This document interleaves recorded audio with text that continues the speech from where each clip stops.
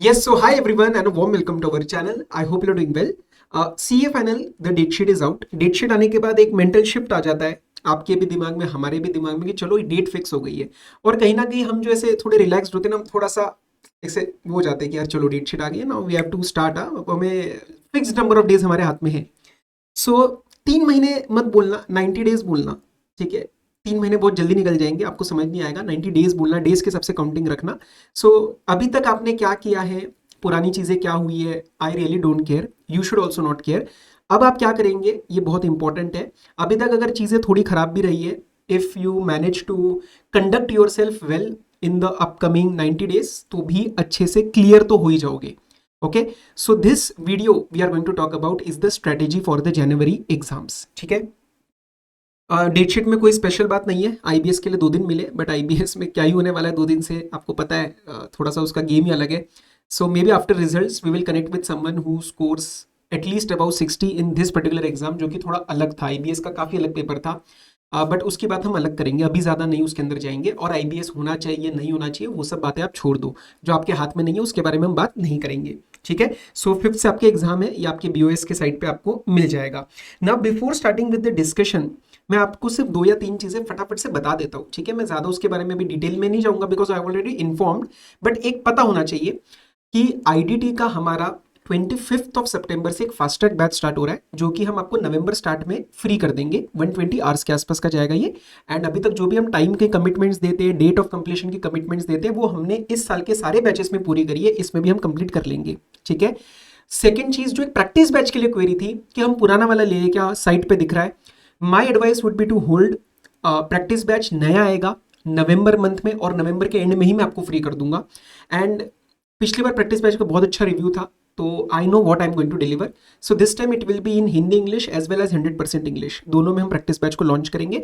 45 hours के आसपास का ही जाता है वो, बट बता दूंगा, डिटेल्स बता दूंगा, वेट कर लेना, it will B worth it. रही बात सर तीसरे, एक टेलीग्राम चैनल को प्लीज ज्वाइन करो. बिकॉज हम इसमें एमसीक्यूज रन करते हैं, अपडेट शेयर करते हैं, बहुत सारी चीज़ें आईडीटी के रिस्पेक्ट में you will be getting on this particular channel. This is for CA final IDT. Scan कर लो और फटाफट से शेयर ज्वाइन कर लो. Otherwise you can find the link in the description as well.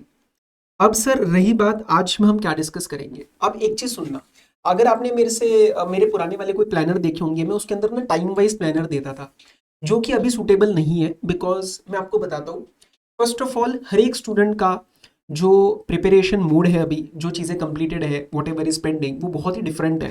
तो एक कोई भी प्लान ऐसा नहीं बन पाता है जो चीज़ों को दैट में apply to each and every student, specially after the inclusion of this 3 attempts thing. बहुत ही अब मतलब सब कुछ स्कैटर्ड है हर बच्चे के लिए. तो instead what I have focused कि मैं आपको मैक्रो लेवल पे चीज़ें बताऊँ. क्योंकि अभी 3 महीने है ना, अगर आप अभी डे वाइज प्लान बनाएंगे भी, that is not going to be followed. वो आप फॉलो नहीं करोगे, 8 या 10 दिन में वो चेंज हो जाएगा. So rather than that what I have focused upon is what points you need to take care of by making your own plan. So after this video, इस वीडियो में शायद आपको 2 ही पॉइंट्स ऐसे लगे, यार ये 2 पॉइंट्स जो बताए ना इसने, ये बहुत अच्छे हैं, मतलब ये आई should B implementing, that I may have skip. Because these points come from the experience of dealing with the student queries also till the end of the exam. तो ये चीजें आज से आपको इनकॉर्पोरेट करनी है. मेरा जो आज का वीडियो है ये उस पर ज्यादा फोकस्ड है, रादर देन गिविंग यू इस दिन तक ये सब्जेक्ट कर लेना. अरे वो तो तुम्हें भी पता है अप्रॉक्स किस दिन तक क्या आपको कवर करना है, कौन सा सब्जेक्ट पेंडिंग है, कौन सा सब्जेक्ट नहीं है. सो उस पर ज्यादा हम टाइम नहीं लगाएंगे. My focus would be on the macro level, important stuff, important guidelines, how to study, what to focus upon, वो चीजें हम इसके अंदर इंटीग्रेट करेंगे. आईडीटी के रिस्पेक्ट में एक स्पेसिफिक वीडियो अलग से आ जाएगा. ठीक है, एक बार स्टार्ट करते हैं. So your exam date is year 5th 7th 9th 11th 13th and 16th. अब सुनना, guidelines with respect to the study, जो भी आप अभी प्लानर बनाएंगे. सो इसके अंदर obviously if you are sitting for Jan, most of the students का अगर कोई सब्जेक्ट बचा होगा तो वो आईडीटी है. ठीक है, मतलब मेजोरिटी का अगर कोई बचता है तो वो आईडीटी बचता है. इस टाइम बच्चे फास्ट ट्रैक बैच लेते हैं, so that is okay. But apart from that, अगर आपके 2-3 सब्जेक्ट्स की क्लासेस रहती है, तो फिर आपको ये सोचना पड़ेगा कि क्या आप जनवरी के लिए उस तरीके से प्रिपेयर करके जाने वाले हो, या आप मई में सोच रहे हो. मतलब see I what I am of an opinion is that अगर आप जनवरी के लिए अटेम्प्ट कर रहे हो, तो आपका 2 क्लास 3 क्लास वगैरह ऐसा पेंडिंग नहीं होना चाहिए. Because 3 classes means you are not even knowing the concept as of this point. तो वो क्लासेस कब होंगी, वो कंसेप्ट कब होंगे, उसका रिविजन कब होगा, एंड आप पेपर में कब बैठोगे. So that may be a problem. Okay, तो अभी एक आध सब्जेक्ट का ठीक है, जो कि मेजोरिटी आईडीटी जाता है सबका. बाकी बाकी के सब्जेक्ट्स एटलीस्ट क्लासेस हुई है, ये सिचुएशन होगी आपकी. So what I'm going to give you is some pointers with respect to how your planner can look like. But exact planner आपको बनाना है, इसमें मैं आपको exact planner नहीं देने वाला because it will depend upon your situation. See, what my advice would be, at least the last 45 days. Last 45 days मतलब आपका 15th नवंबर के बाद का time, I am taking till 31st of December, उसमें कोई क्लासेस या फिर नए कंसेप्ट्स नहीं होने चाहिए. New concepts, new classes, new batch in terms of sir हम कंसेप्ट्स ही सारे पहली बारी करने वाले हैं, वो सिचुएशन आपका नहीं होना चाहिए. That should not be the case. Last 45 days should be purely for your known concepts. आप मॉक्स दे रहे हैं, आपको पता है कि कोर्स क्या है. That is the way it should flow for at least the last 45 days. तो 15 नवंबर तक ऐसा ट्राई करना कि 15 नवंबर को अगर मैं आपको एग्जाम में भेजूं तो at least you are able to get 40 to 50. फिर इससे आगे का जो 60, 70, 80 दैट वी एम, वो आपका लास्ट 1.5 महीने में जाएगा. सर कितने सब्जेक्ट्स हम एक दिन में प्लान करें, this is often a query. Many people ask sir एक सब्जेक्ट को एक ही दिन में करके, मतलब एक सब्जेक्ट को whole day if we practice, हम इसको 4-5 दिन में खत्म करें क्या? माय सजेशन वुड बी कि आप उस जोन में मत जाना. What I feel from the experience is that you may feel a little fatigue after 2 days. 2 दिन बाद, 3 दिन बाद आपको फटीगनेस आ जाती है उस सब्जेक्ट की, फिर सारा प्लान वैसे भी हिल जाता है. तो my suggestion would be 2 or 3 subjects a day. I used to do 3 subjects a day, practical, theory and practical. सुबह 3-4 घंटा प्रैक्टिकल, दोपहर को 2-3 घंटा थ्योरी, फिर 3-4 घंटा प्रैक्टिकल. डीटी कुछ सब्जेक्ट्स के रिस्पेक्ट में बता देता हूं. 2 subjects that will always become a problem is audit and IBS. ठीक है, डीटी आपको कंसेप्चुअली मुश्किल नहीं लगेगा, वॉल्यूम का प्रॉब्लम आएगा तो DT will consume a lot of time, plan accordingly. IDT में वॉल्यूम का प्रॉब्लम नहीं आएगा, कंसेप्चुअल लिंकिंग का प्रॉब्लम आएगा, प्लान अकॉर्डिंगली. एफआरएएफएम अभी तक जो ट्रेंड चल रहा है उसके हिसाब से ना कोई बहुत मुश्किल ना कोई बहुत आसान, ऐसा कोई स्पेशल उसके ऊपर नहीं आ रहा है. और रही बात आईबीएस, तो ऑडिट और IBS I have told you. ठीक है, सो उस तरीके से आपके प्लान्स बनने चाहिए. Just I give you the one line of how the subjects will feel. अब sir keep in touch strategy, this is something that can be a very important takeaway from this particular video, is a keep in touch strategy. अब sir ये keep in touch strategy क्या है? See what I used to do, जैसे for example मेरा FR AFM और audit late से खत्म हो गया और उसके बाद मैं चल रहा हूँ DT और IDT पे, तो I would always have a fear that whatever subject is done, मैं वो भूल रहा हूँ. एंड आप अगले 20 दिन, 30 दिन, 40 डेज जब आप ग्रुप 2 की प्रिपरेशन कर रहे हैं या vice versa, whatever new subjects you are picking, उस time there will be a fear in the back of the mind कि सर मैं पुराने वाले तो भूल रहा हूँ, तो उसके बाद फिर दोबारा मेरे को रिवीजन के टाइम ऐसा लगेगा मैं तो नया ही कर रहा हूँ सब कुछ. So that fear I also had when I gave my exams, and that's why I used to implement this keep in touch strategy. Now this is not a study, keep in touch is just a psychological, all is well. दिल को all is well बोलते हैं ना, यहाँ पे mind को all is well बोलना है इस कीप इन टच स्ट्रेटेजी से. तो फॉर एग्जाम्पल मेरा एफआर और ऑडिट हो गया है और मैं कर रहा हूँ डीटी आईडीटी, तो मैं शाम को क्या करता था, सोने से पहले मैं 1.5 घंटा से 2 घंटा देता था इस चीज को. Obviously I had to deal with 8 subjects, you guys have to deal with 5 subjects, तो may be you can give 1 hour 15 minutes. तो मैं approx 20 minutes one particular subject को देता था. तो अगर मैंने एफआर को उस दिन, लेट से मेरा एफआर और ऑडिट हो गया है and I am giving 20 and 20 minutes to FR and audit, तो what I used to do, मैं एफआर का पुराना एमटीपी या आरटीपी के प्रिंट निकाल के रख लिए और उसमें से 1 या 2 सवाल मैं डेली करता था. Now this is not something that I used to plan as a study. ये बस मेरे माइंड को एक साइकोलॉजिकल एडवांटेज था कि जब मैं अगले 40 डेज कोई और सब्जेक्ट कर रहा हूं ना, तो पुराने वाले सब्जेक्ट्स का मेरा कीप इन टच स्ट्रेटेजी है, क्योंकि ओवर द 40 डेज मैंने रोज अगर एक सवाल किया या मे बी कोई कंसेप्ट रीड कर लिया. ऑडिट में मैं ऐसे कर लेता था जो इंपॉर्टेंट एसेज रहते हैं, या पीई रीड कर लेता था, फटाफट से स्क्रिबल कर लेता था. ओवर द नेक्स्ट 40 डेज मुझे ऐसा फीलिंग आता था यार मेरा रिवीजन भी हो गया, मैं कुछ भूला भी नहीं और मेरे नए सब्जेक्ट्स भी हो रहे हैं. So this is not actually a study eight the end of the day, this is just revision. Costing में मैं ये करता था, एएफएम में मैं ये करता था कि मैं पुराने पेपर में से सवाल कर लेता था. So at the end of 40-50 days when I am doing some other subjects, तो वो तो मेरा खत्म हुआ ही, लेकिन एएफएम में मैंने देखा पलट के तो यार मेरे 4-5-6 पेपर हो गए, क्योंकि मैंने उसमें से चीजें सॉल्व कर ली थी. कुछ नया पॉइंट सीखा तो उसको मैं अपने डायरी में लिख लेता था. So this is something that you can also do and this can be a very important take away, जो शायद बच्चे इंप्लीमेंट नहीं कर रहे, but you can do and it will take hardly कितना यार 20 and 20 minutes. अगर आप 2 सब्जेक्ट्स में दे रहे हो तो 40 minutes, 3 में दे रहे हो तो 1 hour. मैं तो दिन में 4 सब्जेक्ट्स कीप इन टच में लगाता था, because that is not a study, that is what I have done. हुआ नहीं हुआ, मैंने क्वेश्चन का आंसर देख लिया एंड मेरे को बस वो है कि यार कॉन्फिडेंस मेरा मेंटेन हुआ. So new subjects you are doing at during the day and रात को 1-1.5 घंटा आप कीप इन टच स्ट्रेटेजी रखो. This is very important, do from right now. ये आपको एंड में बोलूंगा तो कोई फायदा नहीं है, अभी आपको अगले 3 महीने ये चीज करनी है, करके देखना, you will genuinely feel the difference in your psychology. ठीक है, अब रही बात सर मॉक्स का क्या हिसाब है, हम अपने स्टडी गाइडलाइंस के अंदर मॉक्स रखे क्या? See my suggestion would B you should be giving 2 मॉक्स। तो मेरा ये तरीका था कि मैं एक बार सब्जेक्ट खत्म होने के बाद एक मॉक दे देता था। सो 1 मॉक इमीडिएटली मैं देता था just to test the water कि मैं कहाँ स्टैंड करता हूँ। सब्जेक्ट हो गया है, एक साथ मिक्स एंड मैच अगर सारे क्वेश्चन आते हैं जैसा पेपर में आता है तो मैं कहाँ स्टैंड करता हूँ। हो सकता है इसमें नंबर कम आए, हो सकता है मॉडरेट आए, हो सकता है ज्यादा आए, this is not a true evaluator. इससे बस आपको समझ आएगा कि भैया ओवरऑल मैं कहाँ हूँ। Now you will revise things keeping in mind how the experience of the paper was. You will know your strengths, you will know your weaknesses. और एक बार रिवीजन के बाद आपको मॉक देना है जो कि प्रॉपर 3 घंटा मतलब 2 और 45 मिनट्स में जैसा आप एग्जाम एनवायरनमेंट में देने वाले घर पे बिना एसी के पंखे में बैठ के या बीच में पंखा भी बंद कर दो, जैसे पेपर होने वाला है वैसा आपको यहाँ पे पेपर में देना है, वैसा ही आपको यहाँ पे you have to give the exam. So 2 mocks ideally आपको देनी चाहिए। उसके सिवाय के जो पेपर है वो आप कीप इन टच में सॉल्व कर लेना, ठीक है सर। अप्रॉक्स 3 मंथ्स कैसे लगने चाहिए? For example I am making this video on 23rd of September। अब इसके बाद 15 नवंबर तक आपका जितना भी पेंडिंग सिलेबस है, जितना भी पेंडिंग सिलेबस है, आप वो चीज कंप्लीट करिए। And when you are doing things for the first time I would really advice कि आप टाइम टारगेट्स मत सेट करिए। दूसरी चीज मैं जो एक देख रहा हूं, मैं आपको 2 चीजें बताता हूं। टाइम टारगेट्स का एक मेरे को क्वेरी आता है, और दूसरा कि सर जो हम जैसे क्लास वगैरह देख रहे हैं तो हम दिन में 2 या 3 क्लास एक साथ देख लेते हैं। See my 2 cents on this, time targets बहुत माइक्रो लेवल पे मत सेट करना, वो नहीं पूरे हो पाते। इस दिन ये सब्जेक्ट होना चाहिए, you are doing things for the first time, okay, you really can't say कि मेरा इस दिन तक ये चीज खत्म हो जाएगी। May be it will go for 4 days more, you will start panicking.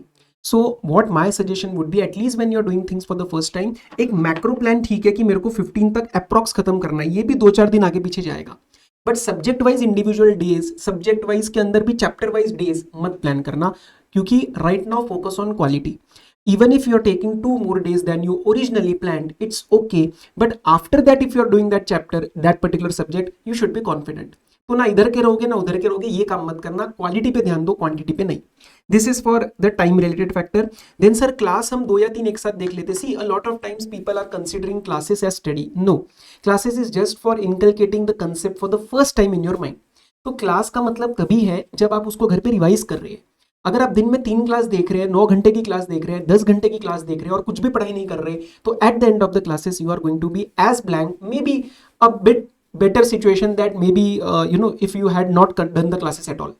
Self revision day to day करना बहुत इंपॉर्टेंट है, क्योंकि उसी टाइम आप चीज़ों को एब्जॉर्ब करते हैं, उसी टाइम चीज़ें जो सुनी होती है ना क्लास में, वो आप दिमाग में थोड़ा सीमेंट करना स्टार्ट करते हैं that okay I am able to understand things. So एक रिक्वेस्ट है, क्लास करने के लिए मत करो, टिक मार्क करने के लिए मत करो, अच्छे से करो, ये मैं आपको पक्का बोलूंगा।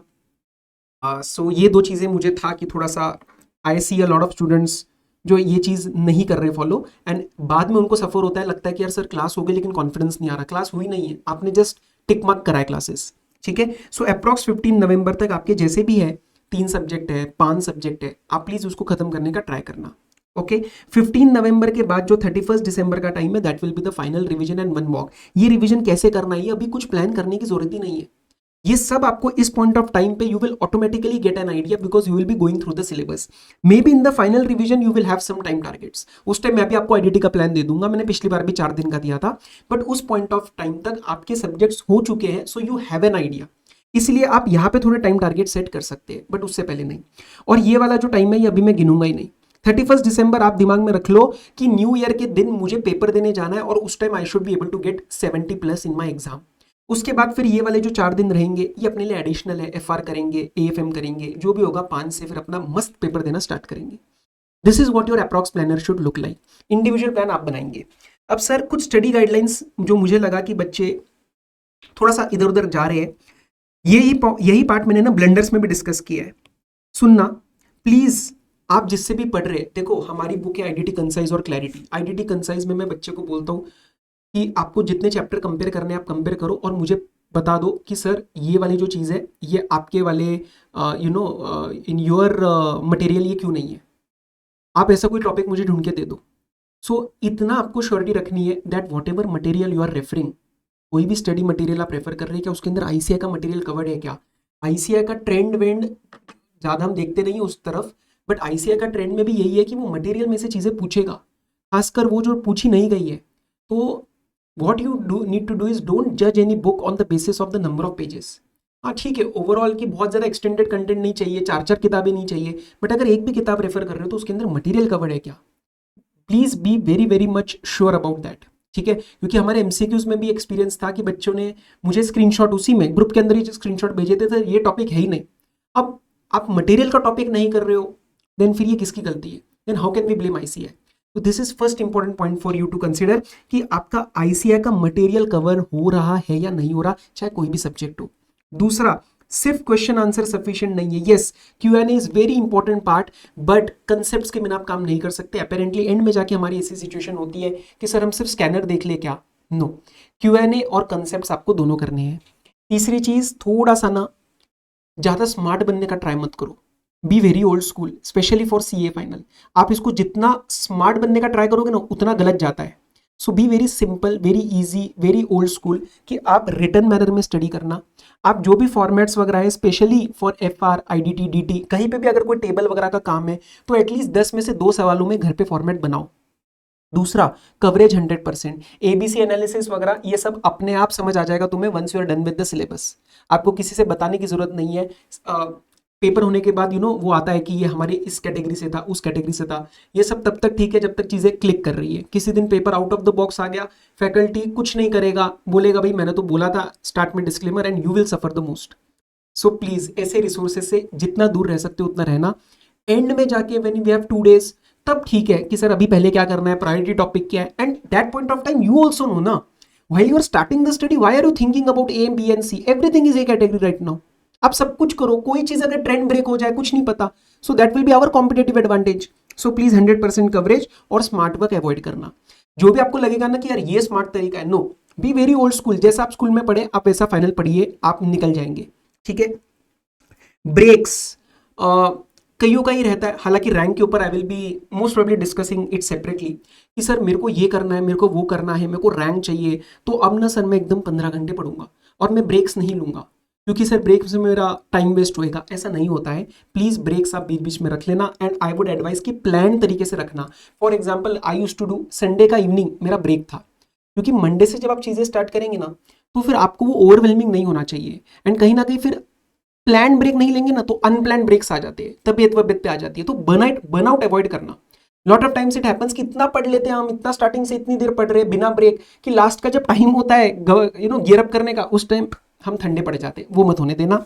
माइक्रो प्लान्स आपको नहीं बनाने, किस दिन मेरे को क्या खत्म करना है, सुबह उठ के मुझे नहाना कब है, मुझे खाना कब खाना है, यार ये सब प्लान्स मत बनाओ। ओके, ये प्लान सुनने में बहुत अच्छे लगेंगे, मैं भी आपको प्लान दूंगा ना ऐसा, इस दिन 8 से 8:15 ब्रेक, ये वो अच्छा लगेगा, 2 दिन में आपका खराब हो जाएगा वो प्लान।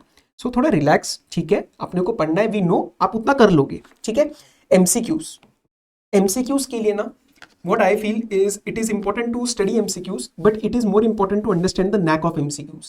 MCQs का रीडिंग का, MCQs को सॉल्व करने का there is a specific way, and what I feel is in every subject, जैसे IDT में मैंने आपको MCQs का knack रीडिंग डाला हुआ है, मैंने अभी बीच में 15 के सिनेरियोज डाले थे, क्वेश्चन रीड कैसे करना है वो भी बताया था। I feel every subject there must be at least one faculty जिसने काम किया होगा, आप उसके अंदर टाइम इन्वेस्ट करिए। आप आईडीटी के अंदर मेरा सुपर 15 देखिए, मैं एकदम खुद बोल रहा हूँ, प्रमोट कर रहा हूँ उस वीडियो को, because that is very important कि आप एक बार अंडरस्टैंड करेंगे ना एमसीक्यूज को कैसे रीड करना है, आपको डिफरेंस समझ आएगा कि अगली बार एमसीक्यू से डर नहीं लगेगा। क्योंकि इस बार तो आईडीटी में बड़े छोटे एमसीक्यूज आए थे, केस ज्यादा था ही नहीं, बट अगर बड़ा आया तो कैसे हैंडल करना है, and that will help in every subject. Invest time in that, and MCQs is something that you can try to do over a period of time. तो रोज एक MCQ, 2 MCQ, case digest available है सबके अंदर, सारे आपके subjects की 30-35 case studies का PDF is available, do that. That would be my advice for MCQs. ठीक है, MCQs is not something to be feared upon. It is a very good scoring वाला हमारे लिए वो एक वे है। सो प्लीज उस तरीके से उसको डील करो। रही बात सर ब्लंडर्स की, मुझे जो लगता है ब्लंडर, एक तो मैंने आपको बार बार ही बोल रहा हूँ कि आईसीएम मटेरियल तुम्हें पूरा होना चाहिए, और अमेंडमेंट्स, पुरानी कोई बुक पढ़ रहे हो, अमेंडेड है नहीं, उसी के अंदर फिर हाथ से कर दिया, क्लैरिटी नहीं रहेगी अमेंडमेंट्स क्या है, और अमेंडमेंट्स हमेशा टेस्ट होती है। तो प्लीज अमेंडमेंट्स करंट अटेम्प्ट की और लास्ट अटेम्प्ट की आपको पता होनी चाहिए। ठीक है, सो उसका आपको नॉलेज अच्छे से होना चाहिए। दूसरी बात, this is something that I am feeling आज के इसमें थोड़ा ज्यादा हो रहा है। सी, कीप योर रिसोर्सेज सॉर्टेड। जैसे अगर आपको पता है कि ये तरीके से मैं पढ़ रहा हूँ, तो आपको ना कोई दोस्त कुछ बोलेगा यार ये भी अवेलेबल है, वो भी अवेलेबल है, आप बहुत फ्रेजाइल हो जाते हो। कि ये भी उठा लेते वो भी उठा लेते हैं, 10 तरीके के प्रिंट आपके स्टडी टेबल पे पड़े हैं। Don't do that. Have very clear sorted strategy as to what is the resource that you are going to use. और किसी फैकल्टी पे अगर आप ट्रस्ट कर रहे हो ना, unless there is a major reason, आप उससे फॉलो करो।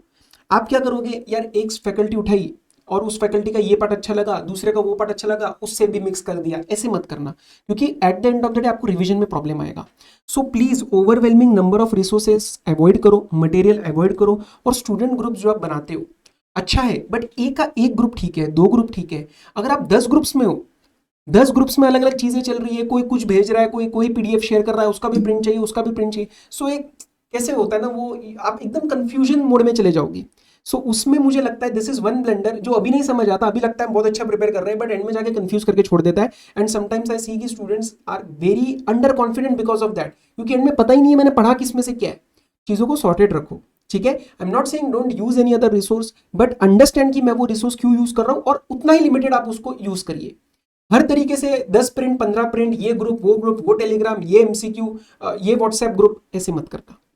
ये मैंने आपको बता दिया है। और analysing what's not in your control, ICI का ट्रेंड क्या बन रहा है, सितंबर का पेपर ऐसा आया था तो जैन का ऐसा आएगा क्या, आईसीआई को तो कम सीए चाहिए, सर रिजल्ट कब आएगा, यार ये सब चीज़ें ना अपने हाथ में नहीं है। तो whenever you find yourself into this zone where you are analysing stuff, just एक क्वेश्चन, क्या आपके कंट्रोल में है क्या, नहीं है तो फिर उसमें टाइम क्यों इन्वेस्ट कर रहे हो। पता है कितना ड्रेनिंग फील होता है when you are mentally invested in something.